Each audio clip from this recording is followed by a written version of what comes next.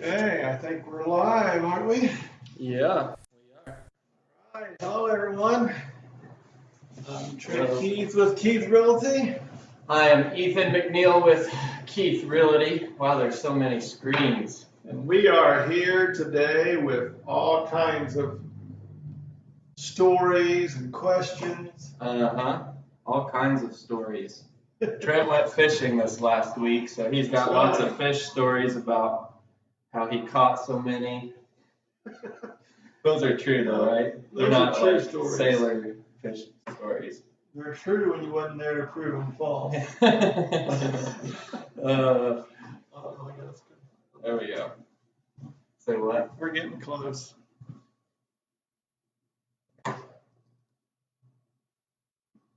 All right. What's happening? There. We tilt a little bit too far on Instagram there. So okay. fix it. All right. So start us off with some news stories this Tuesday. I don't really have much except I saw that The Ringer, which is, I guess, an online sports news website, they said the Colts are the AFC South's most improved team coming into this year. There you go. Which is good because we needed some improvement. So it is always good to be the most improved team in an amazing division. So we're going to have high expectations now. Yes, yep. The most improved The team. most improved. Hopefully that got us to the top. There you go. You know, Yeah. We'll find out. Yep, that's right. Who's the quarterback again? Phillip Rivers. Phillip Rivers, yes. Put all of your faith in Phillip Rivers. There you go. Anyone who has a connection with Phillip Rivers, we really need to have him on our podcast and discuss real estate because he may be wanting to buy a place. That's true, since he's moving. He's moving here. Does he move to Indy? I'd say he probably just temporarily rents Indy, but we can sell him a house. You know what? Owen County's got some good prices on houses. Yeah. Yep. He could fly back and forth if he didn't want to drive. Yeah. All right. Okay, so the Colts are most improved. What's your stories? IU basketball has had some good commits. That's what I'm trying to say. Some ones that committed is going to be really good. The question at this point is, are we going to have our sports this fall? We're going to have football, we're going to have basketball. I hope so. I hope they go ahead and have all the sports and bring the kids back and all that. But we'll see. Hopefully. Still undetermined at this point. Otherwise, people have to keep watching the year's previous games. The old games. I like how they play it like it's live, too. I think it was golf. We watched golf the other This was it. When did they play the Masters? Easter. Yeah, Easter weekend. They played last year's golf like it was live. So, yeah. There you go. Sad. So we'll see what happens, right? Yep. Now we're going to move on to questions. Yes. Since we don't have any more stories. Yep. Are you doing the first one or am I doing the? Oh, go ahead. Well, I was just going to say, if you're live with us on Instagram or Facebook, you can leave a comment with a question you might have about real estate, the market, life in general, and we will answer it to the best of our abilities, or we will tactfully not answer it if we don't know the answer. So there you go ahead and leave us a comment if you have a question on your mind right now. That's right. Yeah. Okay, our first question is for you or me. You can do it. Okay, what are CMAs? Well, it's a country music award. What is it? Well, I don't know. That might be what they're asking. Well, it depends on, what's more important to you. Yes. In the real estate world, it is a comparative market analysis. And that's what we use to tell you what your house is worth and what we think it will sell for. It's not always the exact same as an appraisal, but it's usually really close and it'll get you an idea of what you're looking at. So we can tell you what homes have sold, what they've sold for, how long it's been since they sold, or we can tell you you're in a place where there's not been any homes sold in your area for a long time. So that's something we use a lot just to get an idea of what your property would be worth, or if you're looking at a property you want to buy, what we feel like it's worth. Yeah. And those are the numbers we use. Yes. Yep. Next question we have is, what is a 1031 exchange? That is an exchange of property that you are trying to not pay taxes on just yet. It's actually a 1031 tax deferred exchange is what it's actually called. And what that is for maybe investors. It doesn't necessarily apply to your personal house or your personal property, because there's already exemptions for that. There's limits on the amount of taxes you have to pay as a personal property. But if you're an investor or you own some rental property or commercial property, and you end up selling that, and you don't want to pay taxes on the capital gains, you want to use that money and reinvest into a new property, they give you I think it's like 45 days to pick a new property, something like that. But what you're doing is you're taking that money, and instead of paying taxes on it, you're putting it right back into a new property that you still owe taxes on, but you're going to wait until you're ready to pay taxes when you sell that property.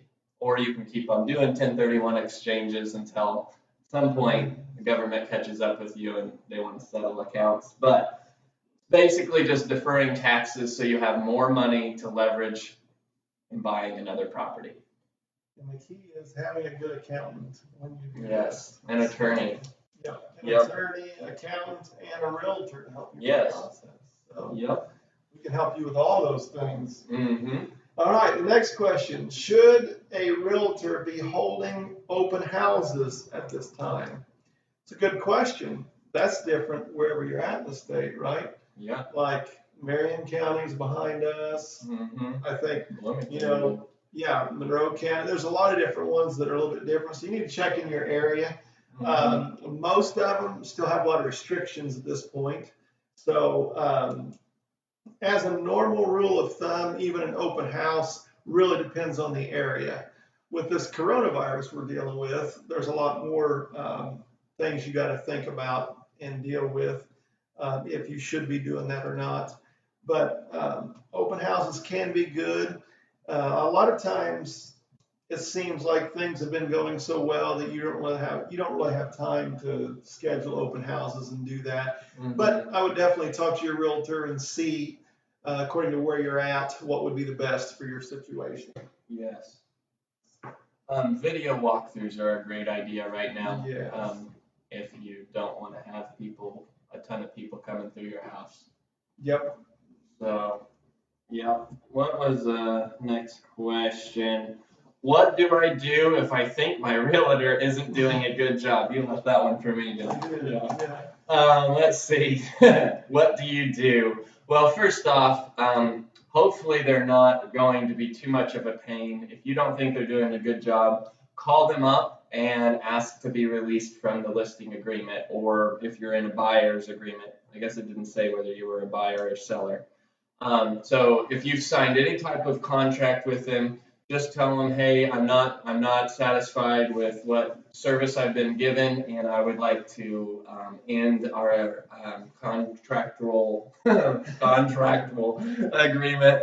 And as long as they're a good realtor or a decent realtor, they should just let you go and not fight you on that. That would be a pain if they do.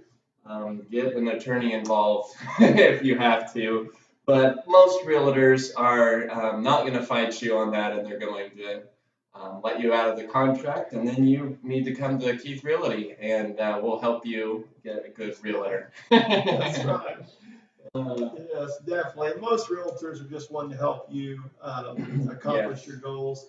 And so if they realize they're not doing that, or you feel like they're not doing that, most of them are fine to let you move on. Yes.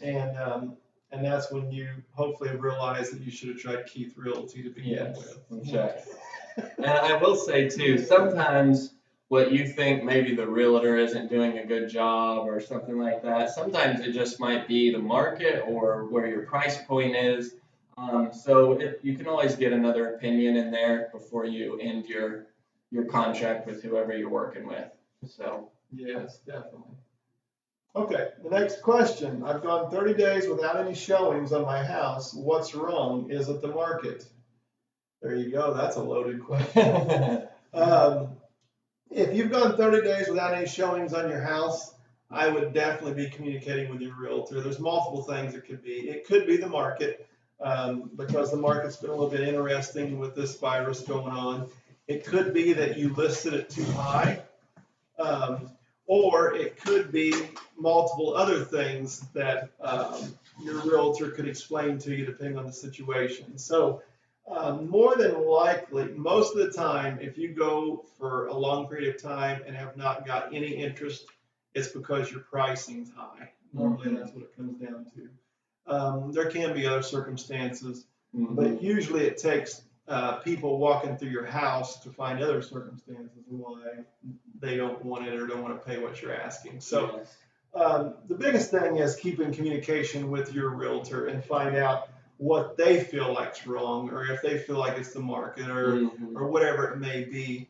But communication is the key, because there are multiple things that can play into why you're not getting the attention you think you should. Yes. Yep. Next question. Is real estate investing a good idea for retirement? Oh, there you go. Oof. Another tough question. I'll answer this as much as I can, but you really need to talk with your financial advisors, because we are not qualified to tell you what you need or don't need for retirement. But in our opinion, real estate is always a good investment, depending on location and property type. And there are a lot of variables, I guess, in that. But overall, real estate is normally a little bit more steady than stock markets, but that's not always the case, as we saw in 2008. So there's always risk involved.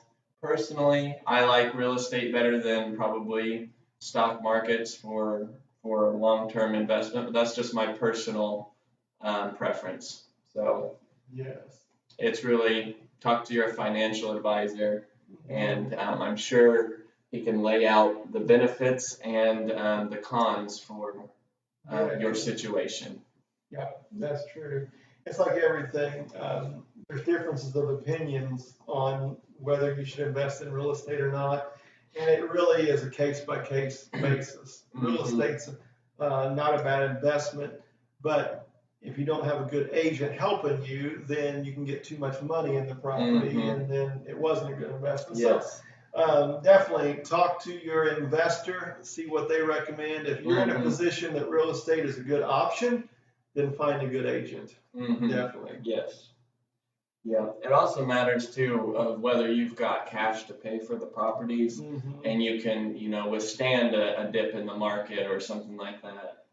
Or if you are getting loans on these properties, that adds a whole nother level of risk that you could possibly lose those properties if things go south. So all things to consider. Yep. Would you recommend I'm not going to ask you how old you are, but I'm going to just say 15 years ago, would you have told yourself to do more real estate investing or less real estate investing? Let's see, 15 years ago, no, but 10 years ago, yes. Because we were kind of hitting a peak 15 years ago. 10 years ago, we was coming out of a great crash. Yeah. That's probably not the right definition, but that's how I want to say it. And yes, if I would have known more 10 years ago, I would definitely invest in more real estate at that point. Now we're kind of on the high end, I think. So I don't think we're in a low place where you can buy things extremely cheap. But there are good deals that come along every now and then. So the biggest thing is, if you know that's what you're supposed to do, then have a good agent looking with you and find things that are a good price. don't force the issue and have more in something than what it's worth. Yep. Yeah, That's so a good idea. yeah, if real estate's an option, yeah, I would definitely have done it sooner than I did, but with caution. Yeah. So. Yeah, and that's the thing with real estate investing. Whenever there's a recession and there's lots of houses on being foreclosed or on the market and not selling, that is the perfect time to get into real estate investing. So maybe you just need to wait and just get your ducks in a row, so to speak, so that if we do have a recession here in the next 10 years, you'll be ready to purchase some properties. So, yeah. Yep. Okay, All right. highlight listings. Yeah, so I had a video that I was gonna play for you guys of a listing, but it was like 7 minutes long, and I sped it up, and then it sounded like I was a chipmunk, so I didn't play it. I didn't get it ready for you, so I'm just gonna have to tell you. We have a listing on it's on South US Highway 231. It's literally just outside of the Spencer town limits. And it's a brick home, 1 story, 3 bedrooms, 2 baths, it's like almost 1,500 square feet, but it's 1,400 and some. I don't have the paper right in front of me. It's got a 2-car attached garage, a 2-car detached garage, an outdoor in-ground pool. I kept calling it an underground pool. It's an in-ground pool, and about 2.4 acres. So that's all for $244,700. So you guys are in the market for a house in Spencer. That is a great one to look at. Yep, that's a really nice little place. We also listed one on Johnson Road. That's a good little starter home. If anyone needs a starter home, it's just a 2-bedroom, 2-bath, and it's definitely in the price range. It's at $89,900 is where we started on that one. And that's something you want to look at if you're just getting started. If you want a higher end home with the in-ground pool, the one Ethan's talking about is a nice option. But you can go on our website and look at our properties that we have listed and find out all the details. And if you have questions, give us a call. Yeah, and another one that's coming up, if you're looking for land, I think they said they have 150 plus acres, I think so. Somewhere in there. Coming up it's already for sale, but it'll be hitting the MLS here hopefully today. And that's out in off of Straight Line Road in Freedom. Yeah, out that way. It's in between Freedom and Patricksburg, 150 some acres. So if you're looking for that many acres, get in contact with us. Yep. All right. So that's our highlighted listings for today. That's it. Are we ready for our quote, or are we going to do something else? I think we're ready for our quote. All right. Go ahead. Okay. This quote is by Joe. I think it's pronounced Vital. Yeah. Sure. Joe Vital. Me and Joe were talking the other day. Vicky Vital, brother. I don't know that. Well, me and Joe were talking the other day, and he just said something that really struck a chord. He said a goal should scare you a little, and excite you a lot. Scare you a little and excite you a lot. There you go. That's the only type of goals I write down. I am not a little bit scared, but also really excited. I don't write it down. No. You know you're not missing one that you should write Yeah. Okay, my quote is by Robert Kiyosaki. Losers quit when they fail, and winners fail until they succeed. Wow. So I think I'm getting closer. When you fail.